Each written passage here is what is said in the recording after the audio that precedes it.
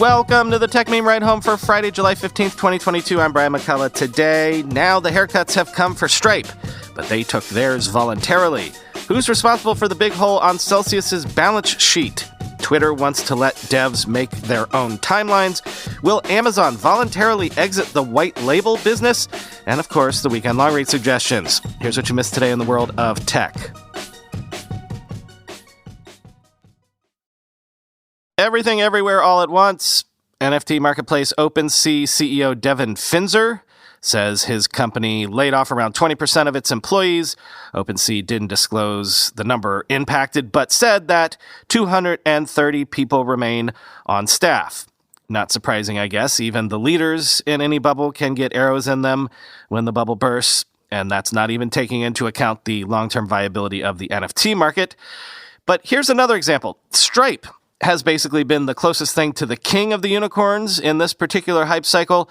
But sources say Stripe, which was last valued by private investors at $95 billion, recently told staff it cut its internal share price by 28%, lowering those shares' implied valuation to $74 billion, quoting the Wall Street Journal. San Francisco-based Stripe said in the email that the board approved the lower share price effective June 30th, the People said. The payments processor to startups and fast-growing internet companies didn't explain the decision to lower its internal valuation, the People said. The shares of publicly traded fintech companies have plummeted in the past few months, making Stripe look overvalued. Payments processor PayPal Holdings, which investors often compare to Stripe, has seen its stock decline by over 60% since January 1st. In March 2021, Stripe raised $600 million from a group of investors that included Ireland's National Treasury Management Agency and Fidelity Investments. Stripe was valued at $95 billion in that round, more than 2.5 times its valuation in a 2019 fundraising round. A 409A valuation is an independent estimate of a startup's fair market value, often used to price stock options to employees. Private companies often update their 409A valuation to more appropriately assess the best price to issue new stock options. The metric is separate from the valuations investors assign to startup shares, which are usually based on the price of the last financing round, but can change based on changes in a company's performance or external market shifts. Stripe isn't the first high-profile startup to lower its 409A valuation. Earlier this year, Instacart marked down its internal valuation to $24 billion from $39 billion, a decision the company said it made to help with retention and recruiting by giving employees more potential upside with their options, end quote.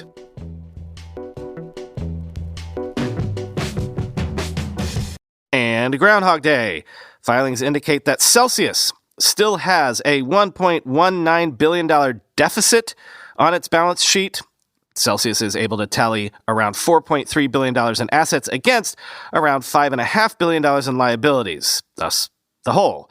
The Celsius CEO also said that his company was owed $439 million by a, quote, private lending platform that sources say is specialist finance company Equities First, quoting the Financial Times. Equities First is a specialist finance company best known for lending cash to executives secured against their stock holdings. The money owed by Indianapolis-based Equities First forms a significant chunk of Celsius's assets that hundreds of thousands of its customers will be relying on to recover at least some of their savings. Mashinsky, in his filing to the bankruptcy court, said that Celsius had liabilities of $5.5 billion, the vast majority of which is owed to users, against which it had assets of $4.3 billion. Equities First is in ongoing conversation with our client, and both parties have agreed to extend our obligations, said Equities First. Celsius did not respond to a request for comment. The court filing said the $439 million debt owed by Equities First, which is not named in the document, had arisen initially from deals in which Celsius was the borrower. Celsius began borrowing from Equities First in 2019 on a secured basis to support its operations, according to the filing. Mashinsky said there was a, quote, lack of institutional lending available to cryptocurrency companies at the time. In July 2021, Celsius sought to repay one of its loans and retrieve the collateral it had pledged as security, the filing said, but, quote, it was informed for the first time that the lender was unable to return the company's collateral on a timely basis, end quote. As a result, Celsius flipped from being a borrower to being owed $409 million on an unsecured basis by Equities First.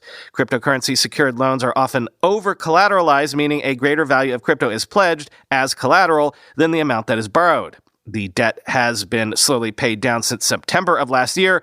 Current repayments are running at $5 million a month. The $439 million outstanding is made up of $361 million of cash and 3,765 Bitcoin, the filing said, end quote.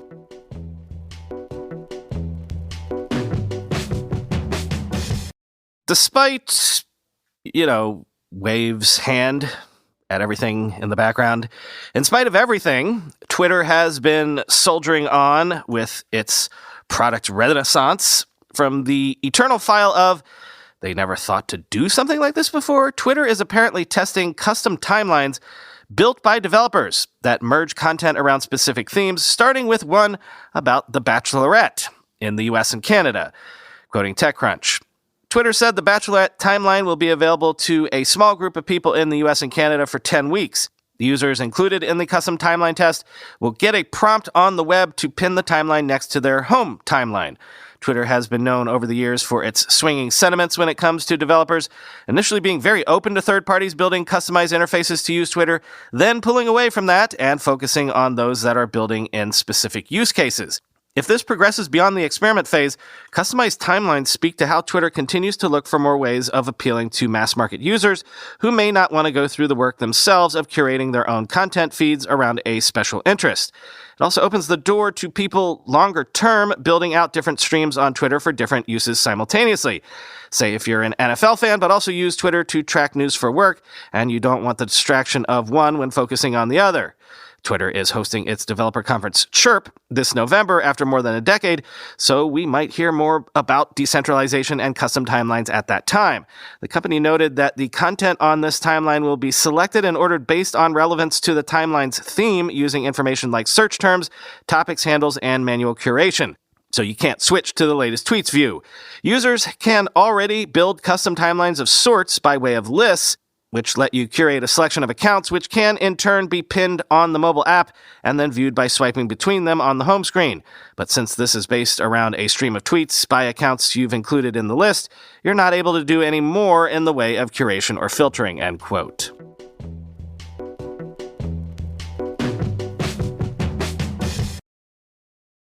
Continued signs of, let's call it a vibe shift, over at Amazon in the post-Bezos era.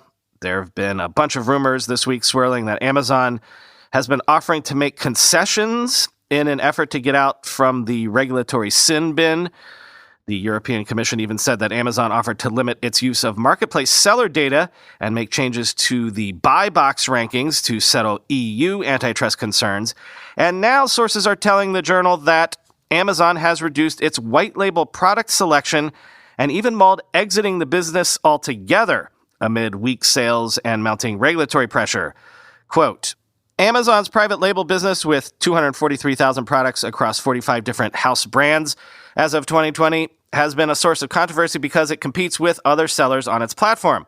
The decision to scale back the house brands resulted partly from disappointing sales for many of the items, the People said. It also came as the retail and technology giant has faced criticism in recent years from lawmakers and others that it sometimes gives advantages to its own brands at the expense of products sold by other vendors on its site. Over the past 6 months, Amazon leadership instructed its private label team to slash the list of items and not to reorder many of them, the People said. Executives discussed reducing its private label assortment in the U.S. by well over half, one of them said. The move was initiated after a review of the business by Dave Clark, a longtime Amazon executive who took over as head of its global consumer business in January 2021, the People said. Mr. Clark left the company last month. As a result of that review, Mr. Clark pushed the team to focus on best-selling commodity goods along the lines of Target's Up and Up or Walmart's Great Value brands rather than offer the extensive range of items Amazon currently does, the People said. Regulatory scrutiny has prompted Amazon executives over the past year to consider fully exiting private brands and how the company might go about that, the People said. The executives decided not to take any action until necessary, potentially as a concession they could offer if the FTC or another regulatory agency were to threaten or file litigation, some of the People said. Mr. Bezos, who stepped down as CEO last year to be executive chairman, has long been a backer of the private label business. In the past, he has bristled at its relatively small sales, said some of the people. A few years ago, Mr. Bezos gave the private label team a goal to reach 10% of Amazon sales by 2022, the Journal has reported. The team responded by rapidly adding thousands of items to try to juice sales, the people involved said. Many items ended up sitting in warehouses or needing to be marked down, end quote.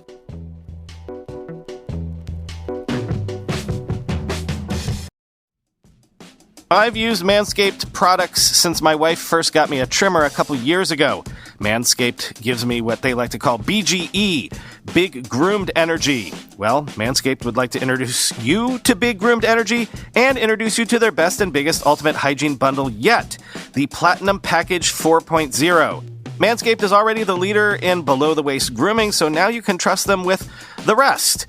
The Manscaped Platinum Package 4.0 is the one-stop shop for the man who deserves it all. They designed this package to allow you to fully align your entire hygiene routine with elite products. Inside this Platinum Package, you'll find their Lawnmower 4.0 trimmer, Weed Whacker ear and nose hair trimmer, Ultra Premium Body Wash, Ultra Premium 2-in-1 shampoo and conditioner, Ultra Premium deodorant, Crop Preserver anti-chafing ball deodorant, Crop Reviver ball spray toner, anti-chafing boxers, and the Shed travel bag to hold your goods while traveling. The Platinum Package 4.0 covers all bases from trimming to showering to leaving the gym smelling nice. This is the best bang for your buck. Join the 4 million men worldwide who trust Manscaped. Get 20% off and free shipping with the code RIDE at manscaped.com. That's 20% off with free shipping at manscaped.com and use code RIDE. Unlock your big groomed energy with Manscaped. And remember, when you trim the hedges, the tree stands taller. If you're considering a third-party audit like SOC 2 or ISO 27001, then you should be prepared to answer some tough questions about endpoint security. Auditors want to know that you have a system in place to monitor and maintain compliance across your fleet, which means showing that your employees are using things like disk encryption, screen lock, and password managers. If you're not quite sure how you'd go about proving all that, then you need Collide. Collide is an endpoint security tool for Mac, Windows, and Linux devices that does things MDMs can't and gives you the visibility you need to meet your third-party and internal compliance goals. Best of all, Collide doesn't resort to surveilling employees or locking down devices. Instead, it works with end users to resolve issues and relies on their cooperation and informed consent. You can meet your security goals and pass your audit without compromising on privacy. Visit collide.com/ride to find out how. If you follow that link, they'll hook you up with a goodie bag just for activating a free trial. That's KOLIDE.com/ride. Time for the weekend long read suggestions. First up, Bloomberg has a big in-depth look at the rise and fall of crypto hedge fund Three Arrows Capital, who was, of course, at the center of a lot of the crypto crash over the last few weeks, and whose founders Su Zhu and Kyle Davies seemingly bet everything on prices only going up, Arrow only go up. Quote, more than that, Zhu and Davies were an integral part of the crypto market's densely woven web. Their fund was a venture investor in some of the best-known crypto startups and, in some cases, manager of their corporate treasuries. It was both an aggressive borrower from large lenders and a shareholder in some of those lenders. It was a corporate parent for other fledgling funds. The duo were influencers with a combined 610,000 Twitter followers, as well as brokers of deals and introductions. Zhu first made his name in late 2018 by rightly calling the end of the last crypto winter, which saw the price of Bitcoin fall some 80%. So when Bitcoin fell from its peak of more than $68,000 this year, buffeted by rising interest rates that sent investors fleeing from risky assets, he remained sanguine. With borrowed cash, Three Arrows placed big bets that the cryptocurrency would rebound. Instead, the market kept sinking, one domino falling after another, until the fund became the biggest domino of all. It started missing margin calls from the companies funding its trades in mid-June and declared bankruptcy on July 1st as Bitcoin traded below $20,000, end quote. Next, a follow-up on a recent Twitter space. Mike Mignano, founder of Anchor, finally wrote up some of the things he was noodling over when he spoke to Chris and I last month in a piece called The Standards Paradox. He writes, quote, technical standards are awesome. Standards help teams save time and money by giving them a common language for how their products can interact with other products, eliminating the need to build each component within a market or redefine how systems communicate with each other. For example, a team building a new email client doesn't need to reinvent the format for how email is transmitted between sender and recipient. Instead, they can just adopt SMTP, Simple Mail Transfer Protocol, the standard that defines how email transmission works, and then focus on crafting a great experience for their users. This means the wheel doesn't get reinvented when someone wants to do something that's been done before. They can just adopt the standard and accelerate their product development, reaching their audience and oftentimes product market fit much faster than by building completely proprietary products. Despite the benefit of standards-based products being able to reach an audience faster, the trade-off is that a lower barrier to entry means more products get created in a category, causing market fragmentation and ultimately a slow pace of innovation. I call this trade-off the standards innovation paradox, and I'll explain it in more detail below, end quote. The New York Times has an odd story about a game called GeoGuessr, where competitors try to pinpoint where in the world a Google Street View image has been taken.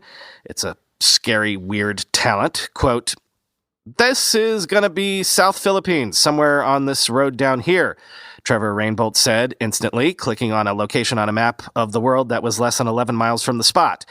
A road winding through woods was up next. Lake Tahoe, Siberia. It looks like we're going to be in Switzerland here, unless we're in Japan. Yeah, we have to be in Japan here, Mr. Rainbolt said, correctly pinpointing the country. Mr. Rainbolt has become the face of a fast-growing community of geography fanatics who play a game called GeoGuessr. The premise is simple. As you stare at a computer or phone, you're plopped down somewhere in the world in Google Street View and must guess as quickly as you can exactly where you are. You can click to travel down roads and through cities, scanning for distinguishable landmarks or language.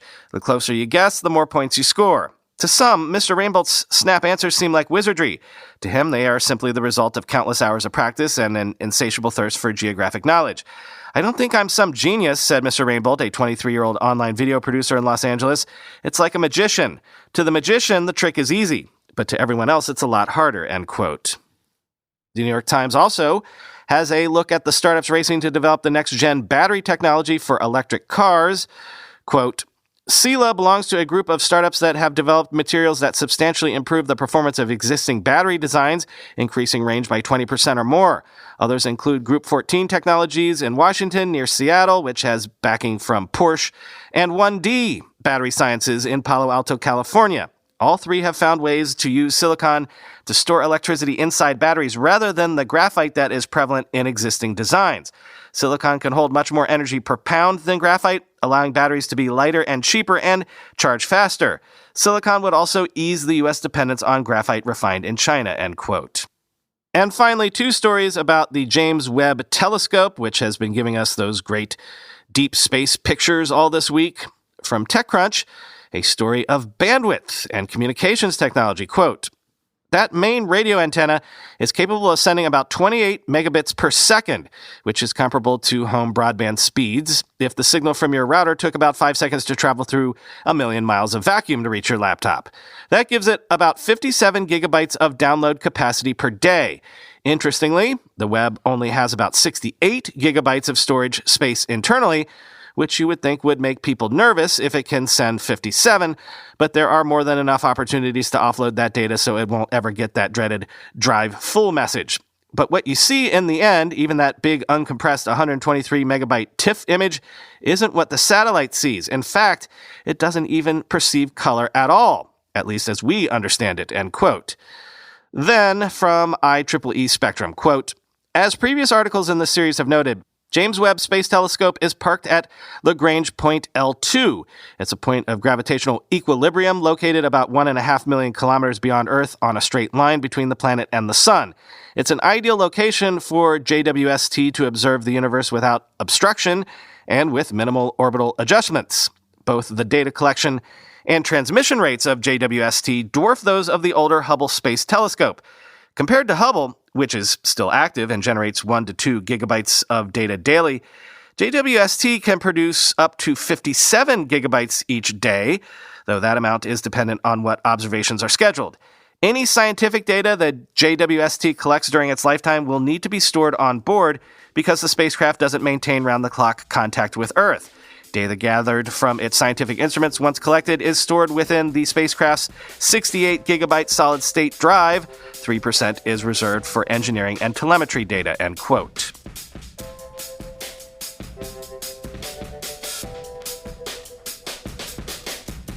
Okay, no Twitter Space this week because of COVID recovery, of course, and just, general summer laziness on the part of Chris and I, but we already have guests booked for next week and the week after, so there's more coming. What I do have for you this weekend is a portfolio profile episode. This is actually our most recent investment. Just cut the check last week. It's a company making a simple consumer-facing hardware product that you'll get the appeal of right away. And since it's an investment that we made just this quarter, that means if you're an investor in the fund this quarter, your money goes into this company. So if you like what you hear about this company and want to claim a piece of it yourself, and you've not become an investor in the fund, you have until August 31st to invest in the fund, to invest in this company, ArcX. More on that when the episode drops tomorrow, but if you want to invest in the Ride Home Fund, more details on how to do that at ridehomefund.com. Talk to you on Monday.